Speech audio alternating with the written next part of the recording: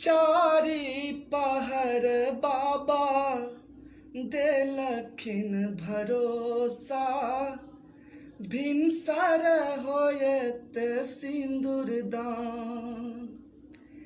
एते दिन रहिया बाबा दुलरी तोहार हो मैं, एते दिन रहिया बाबा दुलरी तोहार हो मैं।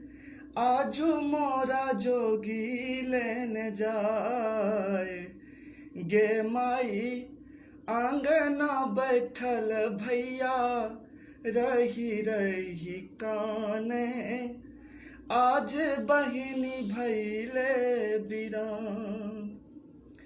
एते दिन रहिया भैया दुलरी तोहार हो मैं, एते दिन रहिया भैया दुलरी तोहार हो मैं। आजू मोरा जोगी लेने जा।